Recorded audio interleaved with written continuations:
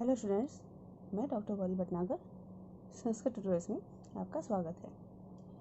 महाकवि भर्तृहरि द्वारा रचित नीति शतकम पढ़ रहे थे, उसी का अगला श्लोक देखें। अब इस श्लोक में कवि कहते हैं कि इस पृथ्वी पर सज्जन लोग, अच्छे लोग बहुत ही कम हैं। अप्रिय वचन दरिद्र प्रिय वचनाढ्य सौदार परितुष्ट पर परिवार निवृत्त स्वचित क्वचिन मंडिता वसुधा। अब यहाँ पे कवि कह रहे हैं कि अप्रिय वचन दरिद्र, अप्रिय मीन्स बुरे वचन बोलने में, दरिद्र अर्थात निर्धन दीन। प्रिय वचन आढ़े, प्रिय वचन बोलने में धनी। स्वदार परितुष्ट, अपनी पत्नी से संतुष्ट रहने वाले। पर परिवार निवृत्त, दूसरों की निंदा से निवृत्त, दूर रहने वाले। स्वचित क्वचित मंडिता, और यहाँ पे आएगा क्वचित, क्वचित क्वचित, कहीं कहीं, मंडिता वसुधा, ऐसे लोगों से पृथ्वी कहीं कहीं ही सुशोभित होती है। मीन्स भर्तृहरि क्या कहना चाहते हैं? भर्तृहरि कहते हैं कि पृथ्वी पर ऐसे लोग, ऐसे अच्छे लोग बहुत ही कम हैं और कभी कभी कहीं कहीं जन्म लेते हैं, जिससे पृथ्वी पर जो भूमि है वो सुशोभित होती है, जो कभी भी किसी को गलत वचन नहीं बोलते। गलत वचन बोलने, दरिद्र होने मीन्स गलत वचन नहीं बोलने वाले। प्रिय वचन में धनी होना अर्थात हमेशा सबके साथ प्रिय और मधुर बोलते हैं। स्वदार परितुष्ट, अपनी ही पत्नी में संतुष्ट होते हैं अर्थात एक पत्नी व्रत का पालन करते हैं। पर परिवार निवृत्त, दूसरों की निंदा से दूर रहते हैं अर्थात कभी भी दूसरों की निंदा नहीं करते, बुराइयां नहीं करते। तो इस तरह के लोग पृथ्वी पर बहुत ही कम हैं, जिनसे कि पृथ्वी सुशोभित होती है। ऐसे लोग बहुत ही कम हैं। फिर से देखें, अप्रिय वचन दरिद्र, अप्रिय वचन बोलने में दरिद्र था निधन। प्रिय वचन आढ़े, प्रिय वचन बोलने में धनी। स्वदार परितुष्ट, अपनी पत्नी से संतुष्ट रहने वाले। पर परिवार निवृत्त, दूसरे की निंदा से निवृत्त, दूर रहने वाले, विमुख रहने वाले या दूर रहने वाले लोग। वसुधा, इस पृथ्वी पर क्वचित क्वचित मंडिता, कहीं कहीं ही सुशोभित होते हैं अर्थात बहुत ही कम होते हैं। अगला श्लोक देखें। अब इसमें कह रहे हैं कि धैर्यवान पुरुष जो है वो हमेशा धैर्यवान ही रहता है, वो कभी भी अपने धैर्य को नहीं छोड़ता। कदर्थी तस्यापि ही धैर्यव्रते न शक्यते धैर्य गुणा परमाष्टुम अधोमुखस्यापि गतस्य बहने नाधा शिखा यांत्रिक कदाचिदेव। अब यहाँ पे कवि कह रहा है ये निश्चित रूप से, कदर्थी तस्यापि, कदर्थी सताए जाने पर भी, धैर्यव्रत, धैर्य पूर्वक जीविका चलाने वाले व्यक्ति का धैर्य गुणा, धैर्य रूपी गुण, परमाष्टुम ना शक्यते, मिटाया नहीं जा सकता, नष्ट नहीं किया जा सकता। जैसे अधोमुखस्यापि, नीचे को मुख किए हुए भी, अधोमुखस्यापि, अधोमुखस्य कृतस्यापि, नीचे की ओर मुख किए हुए भी, वहने अग्नि की शिखा लौ। कदाचिदेव, कभी भी, अधा ना यान्ति, नीचे नहीं जाती है। आपने देखा होगा जब भी दीपक जलाते हैं, जलते दीपक का मुख नीचे करने पर भी उसकी जो लौ है वो हमेशा ऊपर को रहती है। दीपक ले लें, मोमबत्ती ले लें, तो मोमबत्ती आप अगर नीचे को झुकाएंगे बिना, तभी जो उसकी लौ जो जल रही है वो हमेशा ऊपर को ही जाएगी, कभी नीचे नहीं होगी। ठीक है, तो उसका उसी का उदाहरण लिया कवि ने कि जैसे कि जलते हुए दीपक का, जलती हुई लौ का जो अग्नि है, उसका मुख नीचे करने पर भी जलती हुई शिखा लौ जो है, मतलब नीचे का मुख करने पर भी अग्नि की जो लौ है, लपट है, वो हमेशा ऊपर की ऊर्ध्वमुखी रहती है, ऊपर की ओर ही रहती है। वैसे ही जो धैर्यवान मनुष्य है, उसके सामने कितनी भी बाधाएं आ जाएं, कितना भी कोई भी सताए, कितनी भी मुश्किलें आए, लेकिन वो अपना धैर्य रूपी गुण जो है वो नहीं छोड़ता। जैसे कि अग्नि की जो लौ है वो ऊपर की ओर जाना, ऊर्ध्वमुख रहना नहीं छोड़ती। फिर से देखेंगे, ये निश्चित रूप से कदाचित तस्य अपि, सताए जाने पर भी, धैर्य व्रते, धैर्य के साथ जीविका चलाने वाले मनुष्य का धैर्य गुणा, धैर्य रूपी गुण, धैर्य गुण जो है वो परमाष्टुम ना शक्यते, मिटाया नहीं जा सकता, नष्ट नहीं किया जा सकता। जैसे अधोमुखस्य कृतस्यपि, नीचे की ओर मुख किए जाने पर भी, वहने शिखा, अग्नि की शिखा, अग्नि की लौ, कदाचिदेव, कभी भी अधा नायांती, नीचे की ओर नहीं जाती है, हमेशा ऊपर ही रहती है। अगला श्लोक देखें। अब यहाँ पे कवि फिर से धैर्यशाली व्यक्ति की महिमा बता रहा है। धैर्यशाली व्यक्ति के ऊपर सारे कई श्लोक हैं ये। कांता कटाक्ष विशिखा नालुनन्ति यस्य चित्तम न निर्दहति कोपकृशानुतापा कर्षन्ति भूमि विषयाश नालोपाशा लोकत्रयम् जयति कृतस्नम् इदं सधीरा। अब यहाँ पे कवि क्या कह रहा है कि यस्य चित्तम, जिसके मन को कांता कटाक्ष विशिखा, कांता सुंदर स्त्रियों के कटाक्ष रूपी विशिखा मीन्स बाण, ना लुनंती आकर्षित नहीं करते हैं, बेधते नहीं है, अर्थात लुन मीन्स होता बेधना, नहीं बेधते अर्थात आकर्षित नहीं करते हैं। कोप कृशानुतापा, क्रोध रूपी कृशानु अग्नि का संताप, क्रोध रूपी अग्नि का ताप, ना निर्दहती नहीं जलाता है, नहीं पीड़ित करता है। भूरि विषयाश, भूरि विषयाश, भूरि विषय बहुत से विषयाश भोग्य पदार्थ, लोभ पाशा लोभ रूपी जालों से ना आकर्षंती आकर्षित नहीं करते हैं। सह धीरा वह धैर्यशाली मनुष्य, इदम कृतस्नम इस संपूर्ण लोकत्रयम् तीनों लोकों को, तीनों लोग कौन से हो गए, स्वर्ग पृथ्वी और पाताल, इन तीनों लोकों को जयति जीत लेता है। कहने का तात्पर्य है, कवि कहना चाहते हैं कि धैर्यवान मनुष्य जो है वो सदा अपने कर्म में लगा रहता है, वह ना तो कभी सुंदर स्त्रियों की तरफ आकर्षित होता है और क्रोध रूपी अग्नि उसको कभी जला नहीं पाती है, मीन्स वो व्यर्थ में क्रोध नहीं करता है, और संसार के जो भोग्य पदार्थ हैं इनके लोभ में, इनके लालच में वो कभी भी नहीं पड़ता है, इनके लालच के जाल में वो कभी भी नहीं फंसता है। तो ऐसे धैर्यवान जो मनुष्य होता है वो समाज में हर जगह प्रतिष्ठा प्राप्त करता है, तीनों लोगों को जीतता मीन्स समाज में यश और प्रतिष्ठा को प्राप्त करता है। फिर से देखेंगे, यस्य चित्तम जिसके मन को कांता कटाक्ष विशिखा नालुनन्ति, सुंदर स्त्रियों के कटाक्ष रूपी बाण नालुनन्ति आकर्षित नहीं करते हैं या बेधते नहीं है। कोप कृशानुतापा, क्रोध रूपी अग्नि का ताप, ना निर्दहति नहीं जलाता है, पीड़ित नहीं करता है। भूरि विषयाचा, और बहुत से भोग्य पदार्थ, बहुत से विषय भोग, कौन से संसार के, और बहुत से संसार के विषय भोग, लोभ पाशा लोभ रूपी जाल से, लालच रूपी जाल से ना आकर्षंती आकर्षित नहीं करते हैं। साधीरा वह धैर्यवान व्यक्ति, इदम कृष्णम इस सारे लोकत्रयम् इस संपूर्ण तीनों लोकों को, त्रिभुवन को जयति जीत लेता है, अर्थात तीनों लोकों में प्रतिष्ठा को प्राप्त करता है।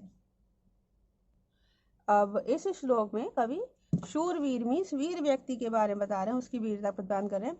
एकेनापि हि सूर्येण पादाक्रांतं महितलं क्रियते भास्करेण स्फार स्फुरित तेजसा। कहते स्फार स्फुरित तेजसा, अत्यधिक चमकते हुए तेज वाले, शौर्य वाले, भास्करेण एव सूर्य की तरह, एकेनपि एक ही, सूर्य शूरवीर से, वीर योद्धा से, महितलम पृथ्वी तल मीन्स पृथ्वी, पादाक्रांतम चरणों से अधिकार में किया हुआ, क्रियते किया जाता है, चरणों से अधिकार में किया जाता है। क्या मतलब हुआ, भर्तृहरि जो है सूर्य से पराक्रमी व्यक्ति की तुलना कर रहे हैं। कैसे, जैसे भास्कर में सूर्य जो है उदित होने पर सारे अंधकार को एक अकेला सूर्य ही जो है वो नष्ट कर देता है, पल भर में समाप्त कर देता है और चारों ओर प्रकाश फैला देता है।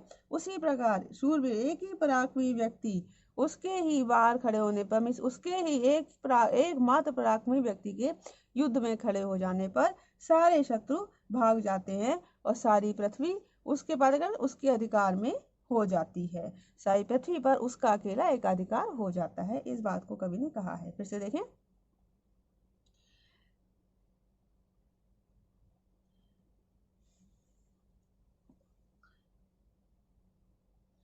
महितलम पृथ्वी तल, जिसको हम अगर इस तरह देखें, पृथ्वी तल जिस प्रकार, स्फार स्फुरित तेजसा अत्यधिक चमकते हुए तेज वाले, भास्कर ने एकमात्र सूर्य के द्वारा ही अपने पाद में किरणें कहते हैं, पादाक्रांत किरणों से व्याप्त कर दिया जाता है। वैसे ही स्फार स्फुरित तेजसा अत्यधिक फैले हुए तेज वाले, पराक्रम वाले, सूर्य एकमात्र शूरवीर के द्वारा, एकमात्र वीर योद्धा के द्वारा पादाक्रांतम अपने पैरों से अधिकार में कर लिया जाता है। इस तरह ज्यादा अच्छी तरह आप समझ सकते हैं।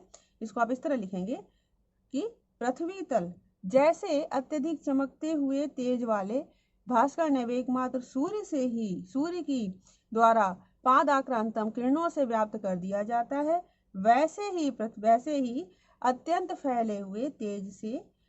फैले हुए पराक्रम से एकमात्र वीर योद्धा के द्वारा पादाक्रांतम अपने चरणों से अधिकार में कर लिया जाता है। अगला श्लोक देखें। वहनी तस्य जलायते जलनिधि कुल्यायते तक्षणात् मेरु स्वल्प शिलायते मृगपति सद्या कुरंगायते ब्यालो माल्य गुणायते विश्रषा पीयूष वर्षायते यस्य अंगे अखिल लोक बल्लवतरम शीलम समुन्मीलति। अब यहाँ अच्छे स्वभाव का महत्व बता रहे हैं कवि। क्या बता रहे हैं उसको देखेंगे। यहाँ से उठाएंगे लास्ट लाइन से। यस्य अंगे जिसके शरीर में अखिल लोक बल्लवतम सारे संसार का बल्लवतम अत्यधिक प्रिय, शीलम अच्छा स्वभाव सदाचरण, समुन्मीलति सुशोभित होता है। जिस व्यक्ति के अंदर शरीर में सारे संसार को अत्यंत प्रिय लगने वाला सदाचरण जो है वो समुन्मित सुशोभित होता है, तस्य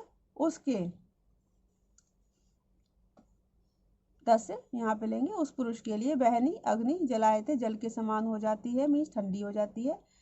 जल निधि कुल्यायते समुद्र छोटी नदी के समान हो जाता है। सुमेरु पर्वत तक्षणात् उसी समय स्वल्प शिलायते छोटे पत्थर के समान हो जाता है। मृगपति शेर सद्या कुरंगायते शीघ्र कुरंगायते हिरण के समान हो जाता है। ब्यालो सर्प माल्य गुणायते माला के गुण मीन्स धागा, माला के धागे के समान हो जाता है। विष रसा पीयूष वर्षायते और विष का रस मीन्स विष का द्रव पीयूष वर्षायते अमृत की वर्षा के जैसा हो जाता है। क्या मतलब है। भर्तरी जो है वो मनुष्य को अच्छे आचरण का उपदेश देते हुए कहते हैं कि मनुष्य को अच्छे आचरण वाला होना चाहिए, सदाचारी होना चाहिए, क्योंकि सदाचारी व्यक्ति के लिए कठिन से कठिन काम भी सरल हो जाता है। जैसे अग्नि जो जल के समान, अग्नि से क्या मतलब अग्नि के समान कोई क्रोधी व्यक्ति अगर है तो जल के समान शीतल हो जाता है। जल निधि समुद्र को ले आते नदी की तरह, भी समुद्र के समान कोई गंभीर व्यक्ति है अगर तो वो भी नदी की तरह सहज, छोटी नदियों की तरह सहज स्वाभाविक गुण वाले हो जाते हैं, सरल हो जाते हैं। मेरु पर्वत जो है वो उसी समय छोटे पत्थर की तरह हो जाता है, अर्थात सुमेरु पर्वत पत्थर के टुकड़े के समान लागने योग्य हो जाता है। मृगपति सदा कुर्यायते सिंह के समान हिंसक व्यक्ति भी उसी समय हिरण के समान विनम्र हो जाता है। ब्यालो माल्य गुणायते सांप माला की रस्सी के समान, माला की धागे की तरह हो जाता है। मीन्स सांप के समान कोई धूर्त व्यक्ति है वो भी फूलों की माला के समान अच्छा आचरण करने लगता है। यहाँ पे जो जीवों से तुलना की गई है, जीवों को लिए बताया गया, तो वो जीवों के माध्यम से मनुष्यों का आचरण बताया गया है। दोष या आचरण जो भी आप समझें कि सांप के लिए कहा गया ना कि सांप माला की धागे की तरह रहता है, सांप नहीं हो जाता है। सांप के समान जो धूर्त व्यक्ति है वो पुष्प की फूलों की माला की तरह मधुर हो जाता है। विष रसा पीयूष वर्षायते और विष के समान घातक लोग जो हैं वो भी अमृत के समान हित करने वाले हो जाते हैं। अब यहाँ पे जिन बातों से क्या लक्षणा शैली यहाँ प्रयोग की है कवि ने कि इन चीजों के लिए कहा है, लेकिन ये लोगों संबंधित है। जैसे फिर से देखेंगे, यह संग जिसके शरीर में अखिल लोक बल्लभतम शीलम समुन्मिलति सारे संसार का अत्यंत प्रिय सदाचरण सुशोभित होता है। तस्य उसके लिए बहनी जलायते अग्नि जल के समान आती है, अर्थात अग्नि समान क्रोधित व्यक्ति भी जल के समान शीतल हो जाता है। ये इसका लक्षणा का अर्थ लिया जाएगा। जल निधि कुल्यायते समुद्र जो छोटी नदी की तरह हो जाता है। मीन समुद्र के समान गंभीर व्यक्ति भी छोटी नदी की तरह सरल हो जाता है। सुमेरु पर्वत तक्षणा स्वल्प शिलायते सुमेरु पर्वत जो है उसी समय पत्थर के टुकड़े के समान लागने वाले पत्थर हो जाता है, अर्थात छोटा सा हो जाता है। मीन धन संपत्ति जो है वो उसके लिए कोई मायने नहीं रखती। मृगपति सद्या कुरंगायते शेर के समान हिंसक व्यक्ति भी शीघ्र ही मृग के समान विनम्र आचरण करने लगता है, हिरण के समान आचरण वाला हो जाता है।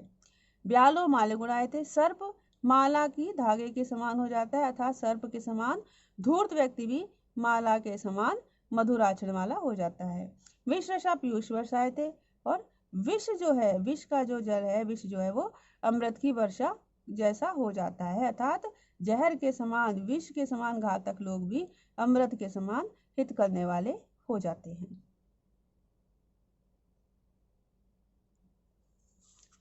अगला श्लोक देखेंगे, ये इस नीति शतकम का अंतिम श्लोक है। देखें, लज्जा गुणोद जानी जन्ति मिर्साम अत्यंत शुद्ध हृदय भन अनुवर्तमाना तेजास्मना सुखम सोनपि संत्यजंती सत्यव्रत वैसिनो ना पुनः प्रतिज्ञा। अब यह क्या कह रहे हैं? सत्य प्रतिज्ञा मनुष्य का चरित्र बता रहे हैं, जो सत्य प्रतिज्ञा में सत्य बोलता है उसके लिए बता रहे हैं।